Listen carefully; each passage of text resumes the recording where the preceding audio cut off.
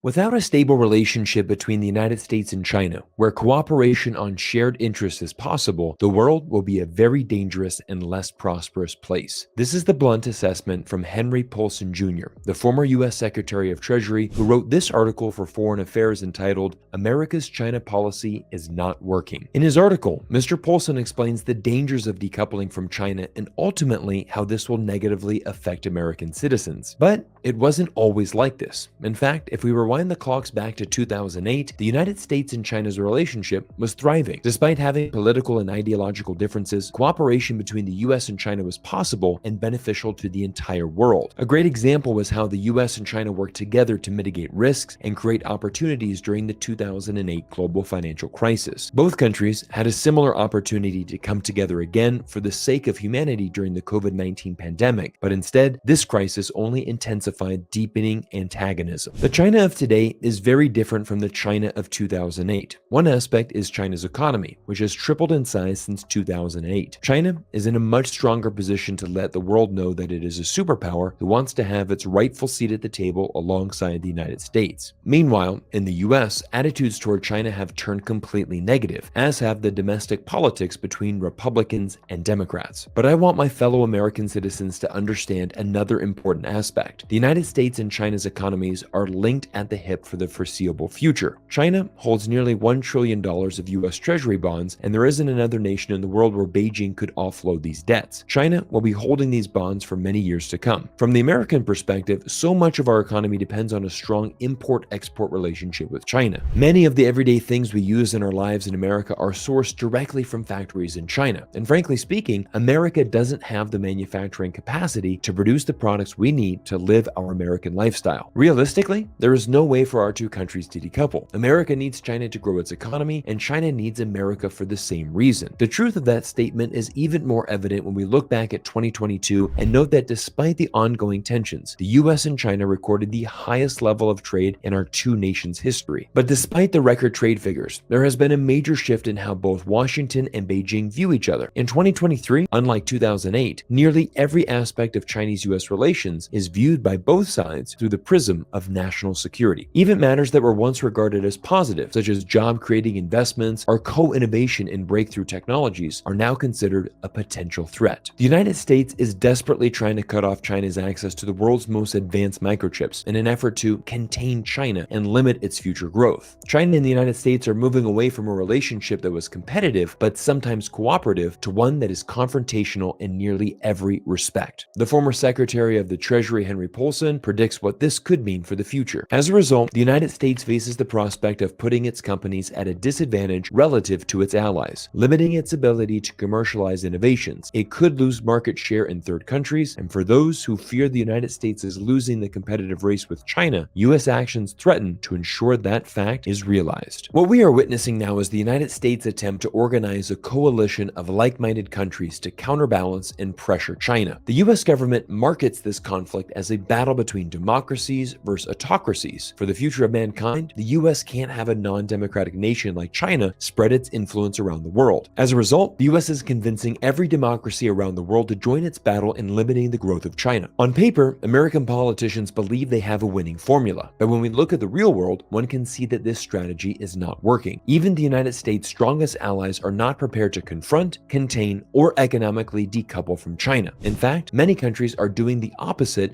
of what the biggest China hawks in Washington are advising. Instead of decoupling, many countries are deepening trade with China. Perhaps that's why, in 2020, despite years of American warnings, China overtook the United States as the European Union's largest trading partner. Both EU exports to and imports from China grew in 2022, and now many Asian and European leaders are following in the footsteps of German Chancellor Olaf Scholz and traveling to Beijing to meet with Xi Jinping to build stronger economic ties. If American leaders cared about the future of our economy, they would realize it's in America's best interest to cooperate or at least work in complementary ways with China to maintain an economic relationship with the world's second largest economy. Everyone, give me a moment of your time as I want to thank today's video sponsor, Aura, for helping me tell today's important message. Keeping your identity safe online is absolutely vital, and in today's world, anyone can find anything on the internet, including your full legal name, your personal email, your home address, phone number, and even your relatives. This information is accessible because of data brokers who profit by selling your information to telemarketers and spammers. However, today's video sponsor Aura is a company that will solve this problem for you. The powerful Aura app identifies data brokers that are exposing your information and automatically submits opt-out requests on your behalf. Aura's app also features a VPN, password manager, real-time credit and identity theft monitoring, internet parental controls, and malware protection. Essentially, Aura has almost every internet safety tool you'll ever need all inside one powerful app. Simply click the link below to claim a free 2-week trial, and trust me, you'll be shocked at how much of your private information Aura finds in the first 2 weeks. Simply go to aura.com/Cyrus to start your free trial or scan the QR code above to get started. But now let's shift our focus to the global south, where the US warnings of decoupling from China are falling on deaf ears. Over the past few years, we've seen an intense effort from Washington to stop Chinese tech companies like Huawei. In fact, just this past week, the US announced it will no longer approve licenses to export US tech to Huawei. America has done a great job convincing its allies that Huawei shouldn't be trusted for security reasons, but other countries are doing the exact opposite. Saudi Arabia's largest trading partner is China, and its Vision 2030 plan depends on using AI and cloud services from Chinese tech firms including Alibaba and Huawei. Indonesia, one of the largest democracies in Asia, has made Huawei its partner of choice for cybersecurity solutions and even government systems. And even in Europe, 59% of Germany's 5G RAN gear comes directly from Huawei. There is a large disconnect with what our politicians in Washington preach every day and what is happening in the real world. Henry Paulson goes on to state, "These US efforts are likely to be even less successful now that China is reopening. Beijing is matching Washington's less of China strategy with its own more of everyone but America strategy." I highlighted in a recent video that Beijing has signed 149 countries, that's 76% of the entire world, to its signature Belt and Road Initiative, and China is doubling down its efforts to expand trade agreements and expand international business around the globe. China is now the world's largest trading nation, with nearly 2/3 of all countries now trading more with China than the United States. Simply put, America's approach to containing the rise of China is flawed because it also limits the potential growth of the United States. Any nation that tries to maintain leadership by hobbling its competition rather than outcompeting them is admitting its own defeat. This is exactly what happened to American figure skater Tonya Harding, who tried to win a gold medal by smashing the kneecap of her biggest rival. America is trying to do the same thing with China, and while America might contain China for a while, it's only going to make America less innovative. Think back to the space race in the 1960s, when US President JFK spurred the United States to win the space race to the moon. JFK's message was not to tear down the Soviet Union space program or to block technology to limit the Soviets. JFK said, "Let's do what we do best in this country and innovate and win this space race the right way." Competition is a good thing. It brings out character and forces people to innovate and get better. Sadly, the United States has forgotten this important history lesson. These efforts to shut out China will certainly hurt China, but they will hurt the United States too. American businesses are put at a huge competitive disadvantage, and the ultimate loser is the US consumer, who is forced to pay more for products that they use every day. A sensible step American politicians could make would be to limit tariffs on Chinese imports. Donald Trump loved placing tariff on Chinese goods for political reasons, but economically, it makes zero sense for the American economy. Simply put, tariffs hurt US companies that depend on Chinese suppliers. In a recent YouTube video, I traveled to one of the largest electronic shows in America, and the vast majority of companies have their supply chains linking back to China. Instead of imposing tariffs for political gains, American politicians could negotiate a deal with China. For example, Washington could push China to live up to the terms of its 2020 Phase 1 trade agreement, including buying more US agricultural products. This would be a major step in the right direction for the US-China relationship for two simple reasons. Number one, it would bring the two nations back to collaborating and seeking cooperation. Number two, both countries would get something in return that would benefit its local population. In conclusion, let's go back to 2008 and remember how China helped bail out the United States and the world from the global financial crisis. At the time, China was a huge holder of Fannie Mae and Freddie Mac securities. Former Treasury Secretary Henry Paulson worked directly with Chinese leaders to convince Beijing not to sell US securities, which was critical to avoiding another Great Depression in the United States. In addition, the Chinese stimulus package that followed the first G20 in 2008 also helped counteract the effects of the crisis and assist the global economic recovery. There will be more financial crises in the future, but they will certainly be easier to navigate if the two largest economies and drivers of economic growth are able to improve communications. Chinese and American leaders should be meeting regularly, building dialogue dialogues and finding ways to work together. The US must take note from its closest allies and partners who have made no secret of their desire not to isolate or contain China. The world cannot see China fail and America succeed, or America fail and China succeed. We need a world where both countries are constantly engaging in dialogue and finding areas to collaborate and cooperate. I'll end today's video with the same quote that I opened the video with because it's that important for everybody to understand. Without a stable relationship between the United States and China, where cooperation on shared interests is possible, the world will be a very dangerous and less prosperous place. Let's hope both American and Chinese leaders can forge a new pathway forward and get back to the same successes we saw from the US and China in 2008. Everyone, thank you for spending time with me here on YouTube, and a special thanks to Aura for sponsoring today's video. Make sure you claim your free 2-week trial of the best software I've seen that literally has every tool you need to keep your data online safe and secure. Thanks for spending time with me here on YouTube, and I look forward to seeing you all in next week's episode.